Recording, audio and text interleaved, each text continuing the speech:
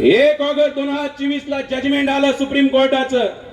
आता काही आदिवासी बांधव म्हणले त्या जजमेंट मध्ये आहे आदिवासींचं बी वर्गीकरण करायचं. लक्षात घ्या, आदिवासींचं वर्गीकरण करायचं. आम्ही जात्यात आहेत, तुम्ही सुपात आहेत. या आमच्या नंतर तुमचाच नंबर आहे, लिहिलंय त्याच्यात. आणि आदिवासींचं ऐकून मी घेतलं नाही सुप्रीम कोर्टानं. पार्टी नाही, म्हणणं ऐकून घेतलं नाही, डायरेक्ट निर्णय दिलाय आदिवासींच्या विरोधामध्ये. आदिवासींना आणखी खबर नाही की त्यांच्या विरोधात ते निर्णय आहे म्हणून, जजमेंट आहे म्हणून. आणि 1 ऑगस्टला दिला निर्णय. देवेंद्र फडणवीस म्हणत आहेत, मुख्यमंत्री म्हणत आहेत, सुप्रीम कोर्टाने दिलाय निर्णय, सुप्रीम कोर्टाने दिलाय. अरे 600 पानं वाचले, मी गॅरंटीने सांगतो त्याच्यात काय लिहिलंय, कराच असं नाही लिहिलं.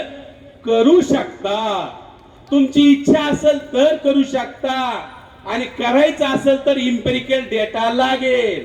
इम्पेरिकल डेटा मध्ये आहे 59 जाती आहेत.